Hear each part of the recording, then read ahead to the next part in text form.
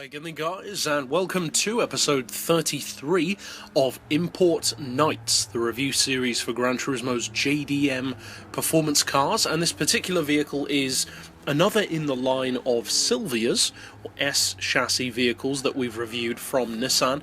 And initially I was planning to open this episode by saying that I consider this to be, as far as what I've seen at least, the most popular choice of Silvia on the game, in terms of the generation, being an S14. But then when I actually thought about it, I don't think it is, because the S13, 14 and 15 all have huge popularity, so I'm not sure which one of the three I've actually seen the most of. All three have proved to be very popular on the game, and of course they are very popular in real life as well. In real life, I have definitely seen more S14s than any other generation of Silvia. Now, on the game, there are a lot of different S chassis vehicles to choose from.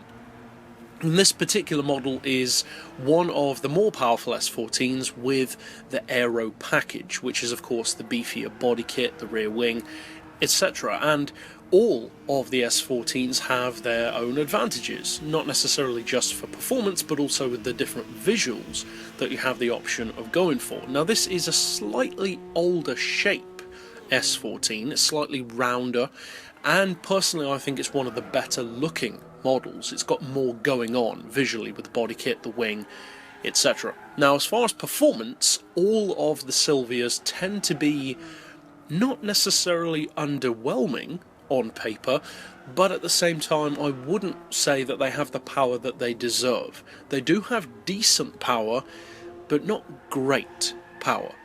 And this particular model is really no exception to that. You're looking at a 2-litre engine, it's rear-wheel drive.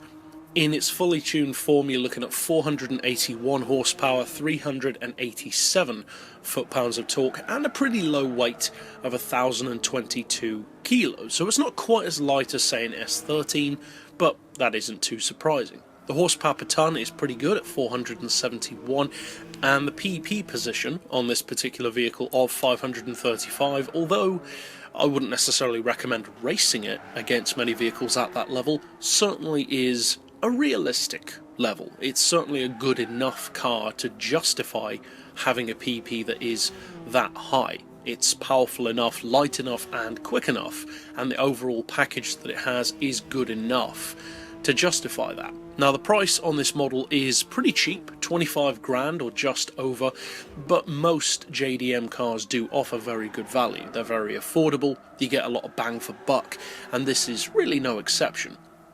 But it begs the question then, is it better than other S chassis vehicles? Is it better than a Cell80 or a 240SX or an S13 or an S15? Well, as I've said before, all of the S chassis vehicles, to more or lesser of a degree, share very similar advantages and disadvantages for the most part.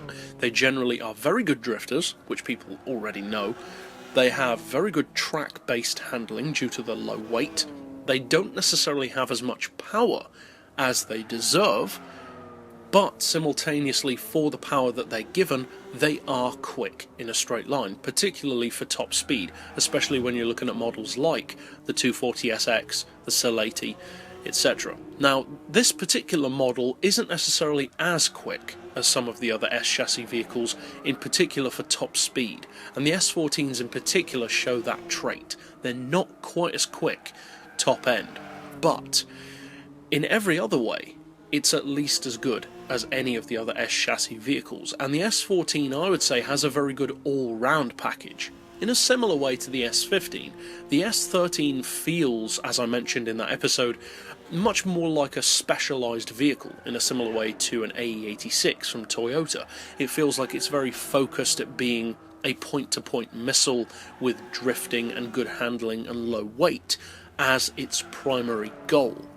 With the S14 and the S15, on the other hand, it feels like more of an all-round machine.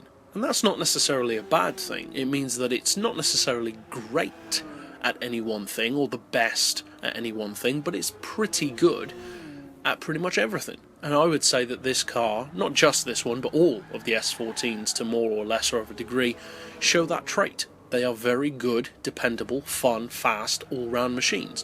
They definitely make better track cars than they do straight-line machines, but for those who do like drag racing with vehicles that are similar, such as VTEC drag racing or S-chassis drag racing, it's as good as any to give a go with that kind of racing. This model isn't the quickest that you can get as far as straight-line performance, as I already mentioned, but it's good enough for shorter drags, and around the track is really where it shines, both for handling and for drift potential. So overall, I wouldn't necessarily recommend it as a car that everyone must purchase. It's not an essential vehicle, but if you are an S-chassis or JDM fan in general, well, you probably already own one. But if you don't, obviously check it out. You won't be disappointed by the car. It's a good all-round machine, and although it won't necessarily blow your mind in any particular way on the game, it's certainly a dependable vehicle. That is the one word that I would say encapsulates the S14 overall. It's dependable. But that's it overall for this particular pick. I'll see you guys next time, and as always, thanks for watching.